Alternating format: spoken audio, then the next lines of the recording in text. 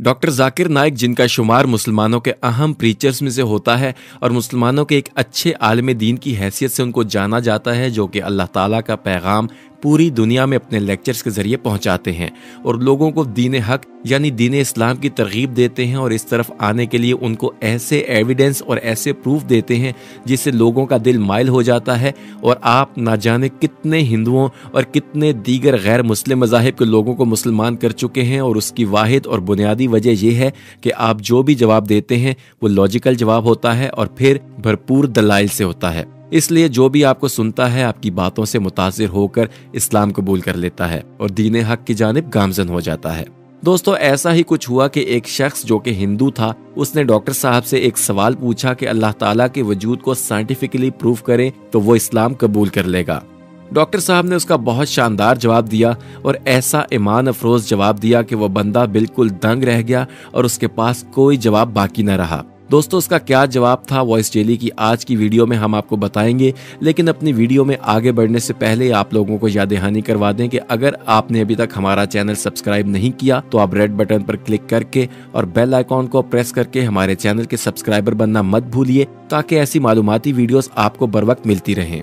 ख़वातीनो हजरात, एक हिंदू शख्स जिसका नाम संजय कुमार है, उसने डॉक्टर जाकिर नाइक से सवाल पूछा कि वो अल्लाह ताला का वजूद साइंटिफिकली साबित कर दें। डॉक्टर जाकिर नाइक ने उस शख्स से पूछा कि क्या तुम अल्लाह पे यकीन रखते हो? उसने कहा, मैं तो रखता हूँ, लेकिन मेरा एक पड़ोसी है जो कि ब्राह्मण है और वो बिल्कुल भी इस बात पर यकीन नहीं रखता, और उसने मुझे ये सवाल बताया है और कहा है कि डॉक्टर जाकिर नाइक से ये सवाल पूछ कर आओ कि अल्लाह ताला को साइंटिफिकली प्रूफ करके दिखाए। दोस्तों, शायद वो समझ रहा था कि डॉक्टर जाकिर नाइक अल्लाह ताला का वजूद साइंटिफिकली प्रूफ करने में नाकाम रहेंगे, लेकिन ये उसकी भूल साबित हुई और डॉक्टर साहब ने बहुत शानदार अंदाज में उस आदमी के सवाल का जवाब दिया और अल्लाह ताला का वजूद साइंटिफिकली प्रूफ कर दिया। दोस्तों, उस शख्स के सवाल के जवाब में डॉक्टर जाकिर नाइक ने कहा कि मैं उस सवाल का जवाब उन लोगों को भी दूंगा जो अल्लाह ताला पे ईमान रखते हैं और उन लोगों को भी दूंगा जो अल्लाह ताला के वजूद पे मुकम्मल तौर पर ईमान नहीं रखते। साथ ही उनका ये भी कहना था कि वो सबसे पहले तो उस शख्स को सलाम पेश करेंगे और उसकी तारीफ करेंगे, क्योंकि उस शख्स ने एक बात जो उसके जहन में थी और वो उसे समझ नहीं पा रहा था तो वो उसने पूछी है। क्योंकि उनका कहना था कि हमारे लोगों का मसला ये है कि अगर बाप क्रिश्चियन है तो बेटा भी क्रिश्चियन होता है, और अगर बाप हिंदू है तो बेटा भी हिंदू होता है, और लोग अपने मज़ाहिब और अकायद से बाहर सोचते ही नहीं हैं। इसलिए मैं उस शख्स को सलाम इसलिए पेश करूंगा कि उस शख्स ने इस्लाम में अपना इंटरेस्ट शो किया है और यकीनी तौर पर वह इस सवाल का जवाब जानना चाह रहा है और साथ ही इस्लाम के बारे में भी जानना चाह रहा है, जो कि बहुत खुश आइन बात है। और हम दुआ करते हैं कि अल्लाह ताला उसको दीन हक और हिदायत की राह पर गामजन करे। दोस्तों, डॉक्टर जाकिर नाइक का कहना था कि कुरान और अल्लाह ताला का दीन साइंस से बहुत बुलंद है, लेकिन अगर किसी शख्स का म्यार साइंस है तो चलो हम उसके म्यार के मुताबिक उसको जवाब देंगे और उसके म्यार के मुताबिक अल्लाह ताला का वजूद और कुरान मजीद और हज़रत मोहम्मद मुस्तफ़ा सल्लल्लाहु अलैहि वसल्लम का वजूद और उनकी तालीमात को प्रूफ करेंगे, ताकि उनके दिल में इस बात से मुतल्लिक जितने भी सवालात हैं वो तमाम हल हो जाएं और उसको बाकायदा जवाब मिल जाए।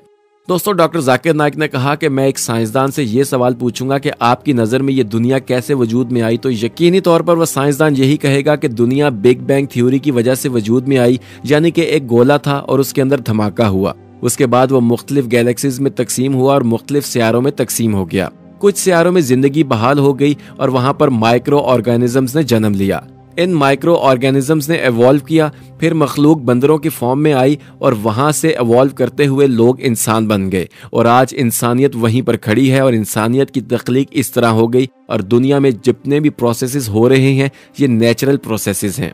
उन्होंने कहा कि मैं साइंसदान से पूछूंगा कि तुम्हें इस सब के बारे में कब इल्म हुआ, तो यकीनी तौर पर वो साइंसदान कहेगा कि मुझे यही कोई 40-50 साल कबल इल्म हो चुका है। उसके बाद डॉक्टर जाकिर नाइक ने कहा कि मैं उस शख्स से ये कहूंगा कि तुम्हें तो 40 साल पहले इस बात का इल्म हुआ है, लेकिन अल्लाह ताला के कुरान करीम में ये बात 1400 साल पहले की दर्ज शुदा है, तो तुम इस बात को कैसे झुटला सकते हो? दोस्तों, इसी ज़मन में डॉक्टर जाकिर नाइक ने कुरान मजीद की आयत भी पेश की, जिसका मफहूम ये है कि कुरान मजीद में अल्लाह ताला इरशाद फरमाता है कि उन लोगों से जो यकीन नहीं रखते उनसे पूछिए कि क्या आप नहीं जानते कि ये दुनिया एक धमाके की वजह से वजूद में आई है, जिसके बाद ये मुख्तलिफ कहकशाओं में तकसीम हो गई और इस तरह इंसान का वजूद सामने आया। तो जो लोग बिग बैंग थ्योरी की मिसाल देते हैं, जिनकी रिसर्च सिर्फ 100 या 150 साल पुरानी है, यही बात कुरान मजीद में 1400 साल कबल लिख दी गई है। फिर इसके बाद ये भी गुमान किया जा सकता है कि वो साइंसदान ये कहे कि ये तो तुक्का था जो कि सही साबित हो गया, तो इस पर तो हम यकीन नहीं कर सकते। उसके बाद डॉक्टर जाकिर नाइक ने कहा कि मैं उस शख्स से पूछूंगा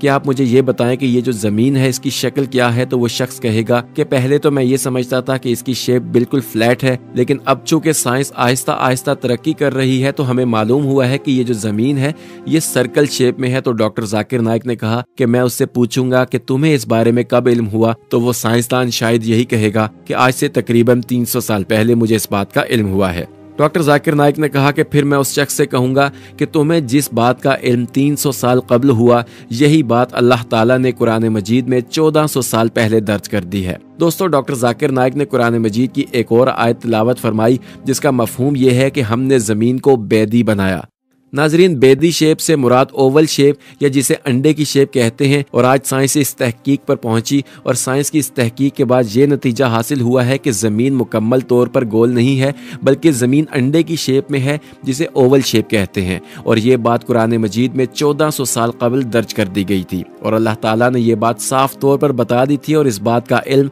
हम मुसलमानों को 1400 साल कबल से है, जबकि ये अंग्रेज और साइंसदान इस बात का इल्म यही कोई 250 या 300 साल पहले से जानते हैं। दोस्तों, डॉक्टर जाकिर नाइक ने कहा कि फिर मैं उस शख्स से ये सवाल पूछूंगा कि अच्छा मुझे ये बताओ कि ये जो चांद की रोशनी है ये चांद की अपनी है या इसको कोई और चीज रोशन कर रही है। तो साइंसदान यकीनन कहेगा कि पहले हम ये समझते थे कि ये रोशनी चांद की अपनी है, लेकिन जब हमने तहकीक की और रिसर्च की तो हमें मालूम हुआ कि चांद की रोशनी अपनी नहीं है बल्कि सूरज इसको रोशनी देता है, और सूरज की रोशनी जब उस पर ट्रांसमिट होती है तो चांद चमकने लगता है। यानी कि चांद रोशन है तो सिर्फ और सिर्फ सूरज की वजह से। दोस्तों, डॉक्टर जाकिर नाइक ने कहा कि कुरान मजीद की सूरह फुरकान में ये आयत दर्ज है जिसका मफहूम ये है कि अल्लाह ताला ने सूरज बनाया, उसकी खुद की रोशनी है और चांद की अपनी रोशनी नहीं है, और जो चांद की रोशनी है वो उसने किसी चीज से हासिल की हुई है। इसी तरह अल्लाह ताला का वजूद साइंटिफिकली एक मरतबा फिर साबित हो जाएगा। वो शख्स अगर अभी भी नहीं मानता तो मैं उस शख्स से एक और सवाल पूछूंगा।